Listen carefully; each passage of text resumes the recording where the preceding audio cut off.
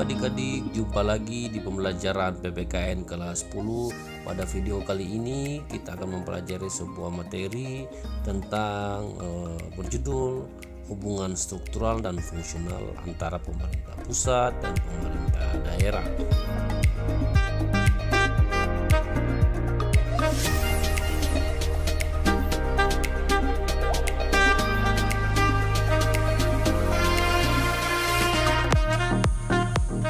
Baiklah, sebelum kita lanjut, saya mengingatkan kembali kepada kalian yang lagi menyimak video ini untuk selalu mendukung channel bermanfaat seperti ini dengan cara tekan like, subscribe, dan jangan lupa nyalakan loncengnya agar Anda tidak ketinggalan video terbaru tentang pembelajaran PPKN lainnya.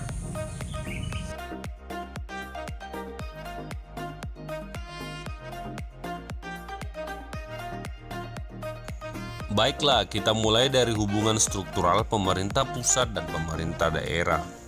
Dalam sistem negara kesatuan Republik Indonesia, terdapat dua cara yang dapat menghubungkan antara pemerintah pusat dan pemerintah daerah.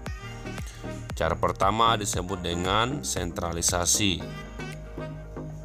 Cara kedua disebut dengan desentralisasi. Cara pertama, desentralisasi, yakni segala urusan fungsi, tugas, dan wewenang penyelenggaraan pemerintah ada pada pemerintah pusat yang pelaksanaannya dilakukan secara dekonsentrasi. Sedangkan cara kedua dikenal dengan sebutan desentralisasi, yakni segala urusan, tugas, dan wewenang pemerintah diserahkan seluas-luasnya kepada pemerintah daerah.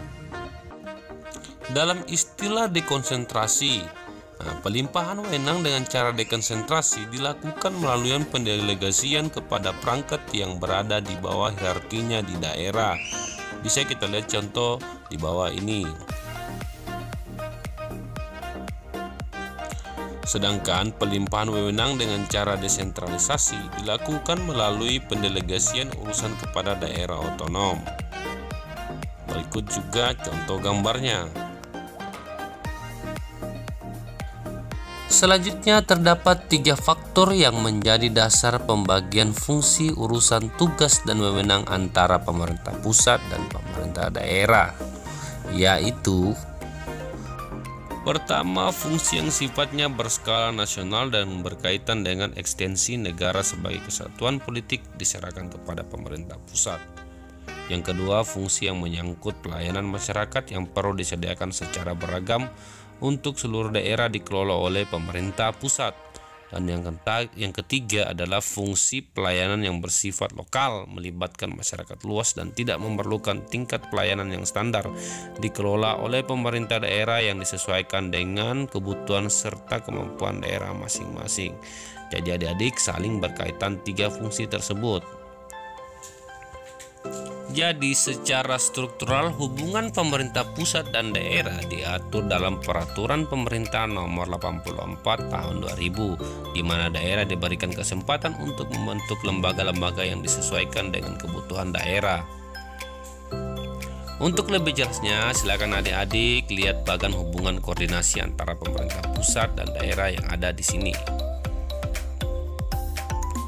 Selanjutnya kita akan membahas hubungan fungsional pemerintah pusat dan pemerintah daerah.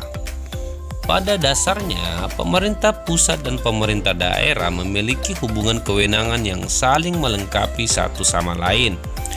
Hubungan tersebut terletak pada visi, misi, tujuan, dan fungsi masing-masing. Visi dan misi melindungi serta memberi ruang kebebasan kepada daerah untuk mengelola dan mengurus rumah tangganya sendiri berdasarkan kondisi dan kemampuan daerah. Tujuannya untuk melayani masyarakat secara adil dan merata dalam berbagai aspek kehidupan. Sedangkan fungsinya sebagai pelayan, pengatur, dan pemberdayaan masyarakat. Hubungan wewenang antara pemerintah pusat dan pemerintah daerah, provinsi, kabupaten, dan kota, atau antara provinsi dan kabupaten dan kota diatur dalam undang-undang dengan memperhatikan kekhususan dan keragaman daerah. Hubungan keuangan, pelayanan umum, pemanfaatan sumber daya alam, dan sumber daya lainnya antara pemerintah pusat dan daerah diatur dan dilaksanakan secara adil dan selaras berdasarkan undang-undang. Penyelenggaraan urusan pemerintah dibagi berdasarkan kriteria eksternalitas, akuntabilitas, dan efisiensi dengan memperhatikan keserasian hubungan antara susunan pemerintahan.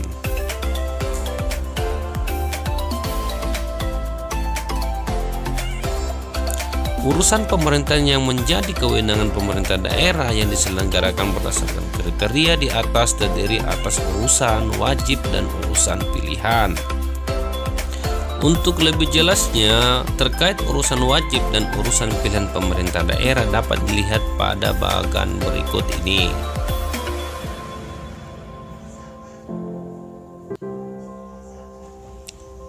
Nah, cukup sekian adik-adik pertemuan kita hari ini. Semoga bermanfaat dan selanjutnya kita ketemu lagi di pembelajaran berikutnya. Saya ucapkan terima kasih. See you next time.